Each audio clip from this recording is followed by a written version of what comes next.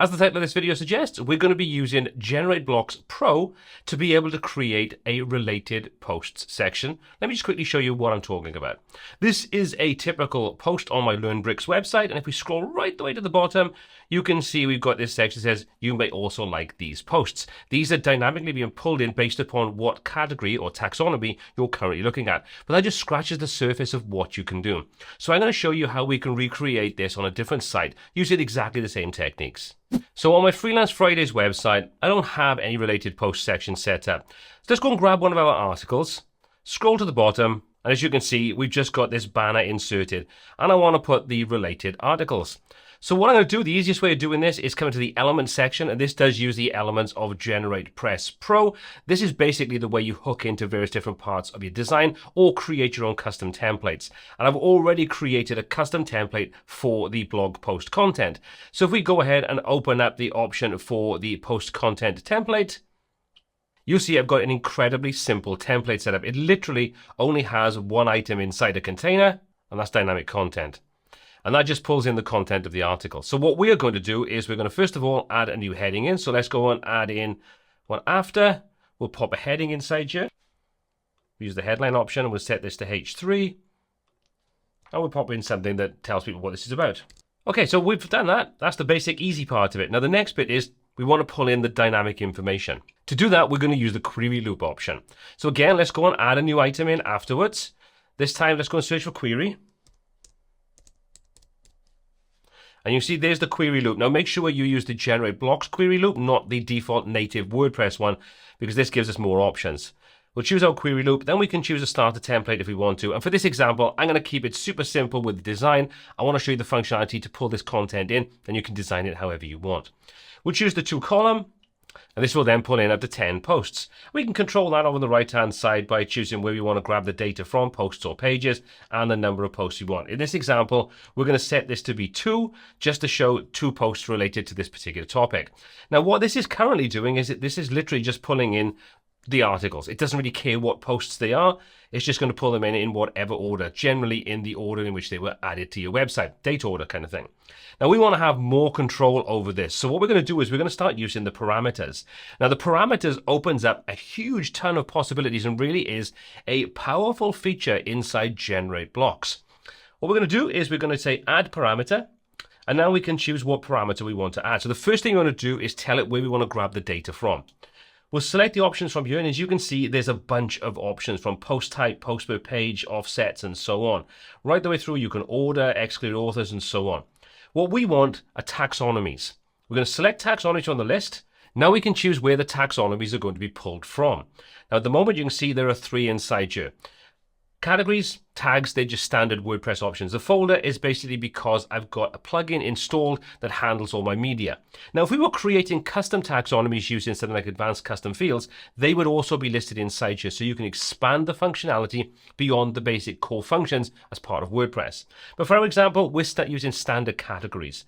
We'll choose categories, and then it says select the terms you want. Now, at first glance, you may think this is kind of limiting because we don't know what term it's going to be because this is a template file. Don't worry though. You can see we've got all the different categories inside here, or tags, whatever you chose, but right at the top it says current post terms.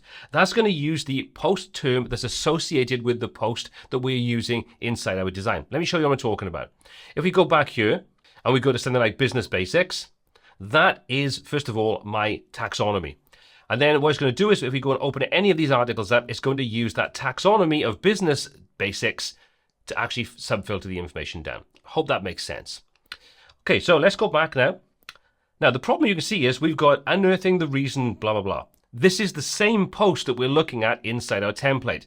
Now, you might think, well, we could use the offset. That would get rid of the first post. And it would, but your post may not be the first one because, again, remember back, this is using the chronological order in which they were added to the site, not necessarily the article you're currently reading. So there's got to be another way we can handle this, and there absolutely is. We can add additional parameters. And again, this opens up even more powerful options because you can stack these parameters on top of each other to get really comprehensive queries inside your query loop. It's pretty powerful. Let's add another parameter. Let's scroll through and you can see, again, we've got all the same options. What we're looking for is exclude posts. And then what you can do is you can set the parameter you want. So again, let's open that up. Right at the top, we've got exclude current post. And whatever post we're looking at using this template, this new section now of related posts won't show the post that we're currently viewing. So we'll choose the option from there, and we're going to click update. So now we've set up the parameters we want to associate with this. Let's go and take a quick look at how this is all working. So still inside our business basics, let's go and choose the very first article. Scroll right the way down, and you can see our first article is not being displayed, the one we're currently looking at. Now, just to make sure this is all working the way we would expect, let's go and choose a different article, like this securing. So this isn't the first article. Again, scroll through to the bottom, and you can see now this is pulling in posts you may also like. Now, the thing with this is currently we have this set, so it's going to default to chronological order. But maybe you want to randomize this. Can you do that? Well, you can very easily by adding another parameter. Let's add a new parameter. Open our parameters option up. We're going to choose order by. And like we've seen before, we can now choose how we want it. By default, it's going to go by date, but we can click and open the options up. And you can see we've got title, slug, author, and so on. But if we scroll to the bottom, you can see we have random. This will then randomize the articles we'll see inside here to give it a more random way of actually displaying content. Let's update this. Head back over and let's refresh this. And you can see we get two different articles from that same category. Refresh again. Different articles again. Refresh again. Different articles again. So you can see how easy it is to be able to stack these different parameters on top of each other to open up more possibilities on how you display content. And creating something like this where we've got a related posts section on your blog posts is very, very easy using those parameters inside GenerateBlocks.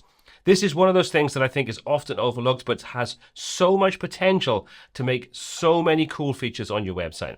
Hopefully you found something useful in this video. If you did, give it a thumbs up. It's pretty cool to get that. It helps the channel out. And also any links I'm talking about are all in the description down below. As always, my name is Paul C. This is WPTuts, and until next time, take care.